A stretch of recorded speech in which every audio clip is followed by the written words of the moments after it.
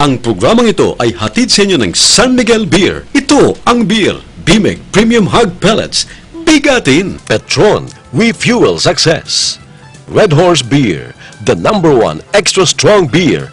Tama ka! Pinoy, asenso tayo. Pinoy, asenso tayo. Asenso Pinoy. Pinoy, aasenso tayo.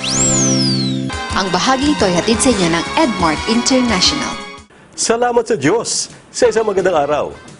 Narito ang ating programang maghati sa inyo ng inspirasyon, mag-aalok ng pag-asa, at naniniwala sa pamamagitan ng sikap at tamang diskarte, maaari tayong umasenso sa buhay. Ako si Francis Cardona. Ito ang Asenso Pinoy. Ngayong araw sa Asenso Pinoy, Happy New Year mga Kapinoy! Dahil ito ang unang episode natin for 2012, kakaiba ang ating pagkatanghal sa araw na ito. Hindi niyo mapapanood ang mga usual segments ng ating programa sapagkat mayroon kaming inihandang napaka-espesyal na pagkatanghal na tiyak na inyong kalulugdan. Iaalay natin ang ating programa sa araw na ito para sa pag-asenso ng bawat Pilipino ngayong bagong taon. Sa araw na ito mga Pinoy, ay maririnig natin ang mga pananaw at payo ukol sa gabay sa buhay pinansyal. Mula sa pinagpipitaganan nating Filipino Financial Freedom Guru, walang iba kundi ang bestseller author at motivational speaker, si Ginoong Francisco J. Culayco.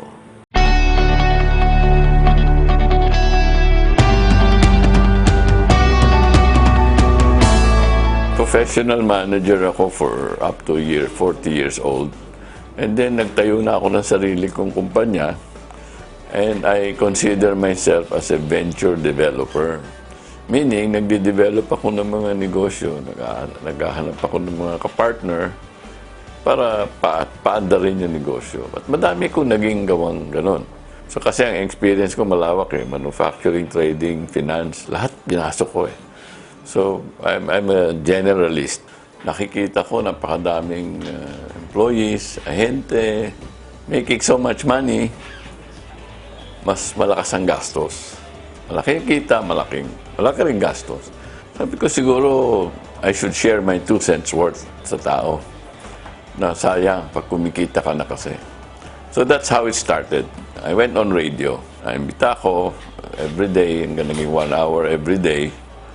Naramdaman ko yung pulso ng tao.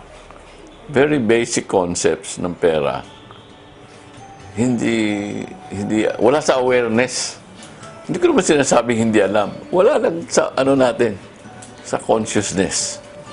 So yun nag-umpisa. So yung ginawa namin, itong maliit kong foundation, nag-focus kami sa advocacy of financial literacy.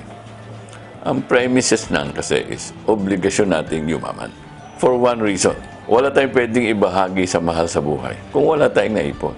So umpisa natin yung sarili natin. Ang good news naman sa tingin ko is, napakadali naman yumaman. Kung meron ka lang sapat na pananaw, sapat na mindset, na unahin mo yung sarili mo bago yung ikangay luho.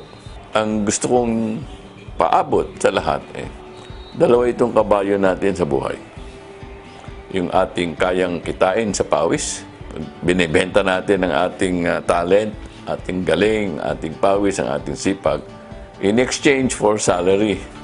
Pag employee tayo, pag negosyante tayo, sales naman ang tawag doon. Pero galing sa atin yun. Ang tawag ko doon, active income.